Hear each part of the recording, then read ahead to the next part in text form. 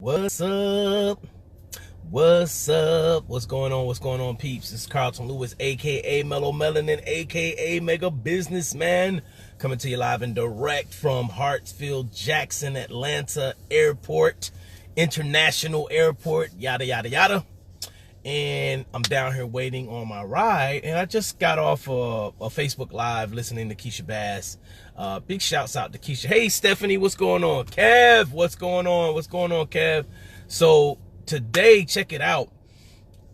I know a lot of people may not understand what it means to play to your strengths. But today we're going to discuss that. Something I learned from my mentor, and it was a lesson that she had us do. A big shouts out to you, Diane, and safe travels to you. And there was a lesson that she gave, and she was talking about your strengths versus your weaknesses. And in business, you know why, especially when you're doing home business, why it's so important to play to your strengths. And you hear, if you follow Gary Vaynerchuk, he talks about playing to your strengths all the time. But Diane had us do an exercise one night, right? And this is probably like 3 years ago. And hey, what's up, Eric? What's going on? St. Patrick crew in the house. And she had us sit down with a piece of paper, and she said, on a scale of 1 to 10, you know, list your strengths as far as your business is concerned. You know, what are you strong at? And for me, it was, and I known what my strengths are for a while. It was communication, and more specifically, you know, speaking and writing. You know, those were my strengths. So at the time, you know, I was doing a lot of videos. I was, you know, putting up a blog post like almost every day. And so those are my strengths. So I rated them like an 8. You know, I rated them 8. I didn't rate it a 10. I could have rated a 10, but I didn't rate it a 10 because I felt like I needed some more work. She also asked us to list our weaknesses down, right? On a scale of 1 to 10. And I listed my weakness down, and one of my weaknesses, and I'll be straight up with you guys, is just straight up prospecting. Like, that's not my strength at all. I'm not gonna sit here and play like that's my strength.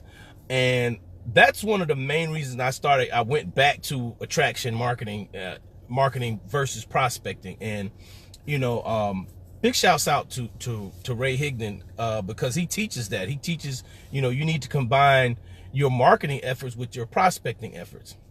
Well, I started searching, you know, doing my soul searching. And, you know, sometimes when I would, you know, do some prospecting things, I didn't feel good. And we have to get past our feelings. Don't get me wrong.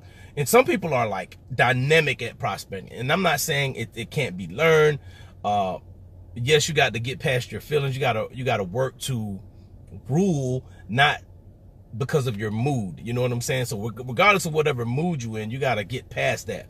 But I found myself, you know, not leveraging the tools that I had, not leveraging my skills. And I posted that earlier today. There's a Bible verse. If you look a couple of posts down, you'll see it. And it talks about your gifts. You know, your gifts, you know, your gifts will make room for you and bring you before great men. Prospecting is not one of my gifts. You know, doing videos, speaking, and writing, blogging, you know, even just typing, even doing like Facebook posts or whatever, you know, just the verbiage of it. I'm good at that. You know what I mean? And there's something that you're good at. So back to the story about, you know, Diane and us having to list our things down, right? And why it makes the best common sense, makes good common sense to play towards your strengths. She said, list down your weaknesses. So I rated mine like a 2, you know, and this is where the math comes in. She said, now, if you worked on your strength, you know, if you spent a year just working on your strength and got better in the area that you're strong in, you would be basically off the chart. If you're on a scale of 1 to 10, right? If you rate yourself an 8, if you doubled your effort, right, you will be a 16. So you will be basically off the chart, right? But if you rate yourself a 2, and on a, you know, on a scale of 1 to 10, you rate yourself a 2, and you've doubled your effort on your weakness, you're still less than 50%. You're still failing. You're at a 4. Meanwhile, you've taken all this time to focus on your weakness, and here it is, your strength is over here. You're not playing to your strength, where you've probably, more than likely, I know in my world, more than likely, you have received all kind of blessings, all kind of opportunities open because you played to your strength. So it makes good common sense to just focus on your strengths. Focus on what you're good at. And that's not to say neglect what you're not good at. You still, even in business, you still have to invite people to take a look. It's just a different way to do that. So I started looking at the tools I had, the network that I have already. I looked at my mentors. I looked at my coaches. I looked at my habits. I'm always doing a, self-assessment when it comes to what it is that I want, who the person is that I want to be, because it starts with your being first, and you got to be true to yourself. You got to be true to yourself, true to who you are, in order to really, really see, what you need to work on and what's working for you and what's not working, even more specifically. So, every now and then, I'm not going to sit here and say I do it every week or every quarter, but I like to do what's called a SWOT analysis. It's SWOT, and write this down, SWOT. I learned this in college, right? In my business class. And SWOT, it stands for strengths, weaknesses, opportunities, and threats. Gonna say that again for my slow writers and people who don't have a pen in their hand already. Maybe you can type it into your phone, right? Strengths, weaknesses, opportunities, and threats. It's right there. You learn it in business school. You know what I mean? And it's what's so funny is I didn't have to go to a business school to learn that. I learned it from someone else, but always doing some type of assessment. You know what I'm saying? Always doing some type of assessment of yourself. What are your strengths? What are your weaknesses? Where are the opportunities in the marketplace or in your environment to where you can use your strengths? And what are the threats that if you're you see you have weaknesses, what threatens you? What could possibly threaten you and could hit you at your weakness? So you really got to think about business, even if you're doing home business, thinking about it from that perspective. So once again, it makes good common sense to focus on your strengths, to leverage your strengths. I looked up the definition of leverage the other day, yesterday as a matter of fact, and I was going to do a screenshot, but I'm talking about it now, so it's all good. You got to leverage what you have, leverage your skills, leverage your network, leverage your tools. Some of you may know or may not know, I don't know.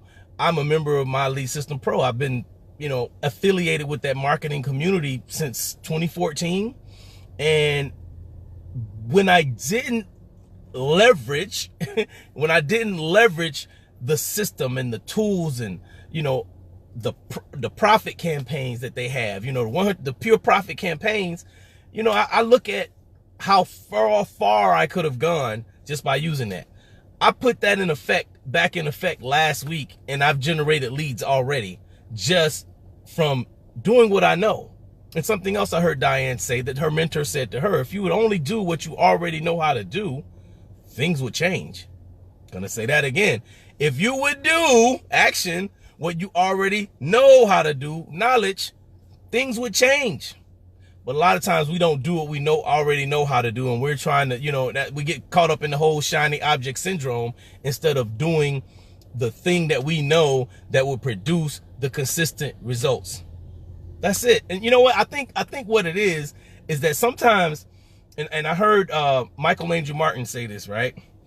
He said, trading Forex is boring. Sometimes marketing can be boring because it can get routine. Sometimes when you're doing stuff in routine, it's boring, but it works.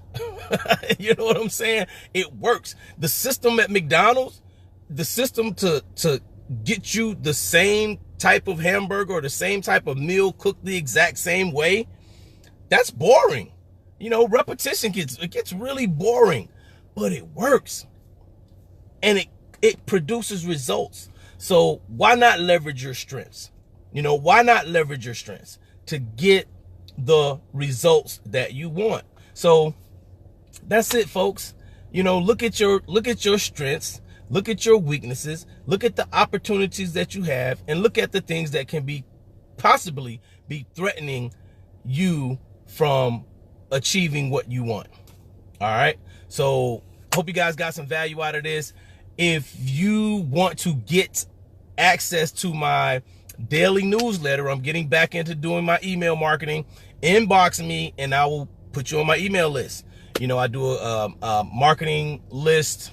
Marketing list. That sounds crazy. Get out of sales mode. So I do a newsletter where I discuss marketing, leadership, and mindset. I do that, and I've been doing that.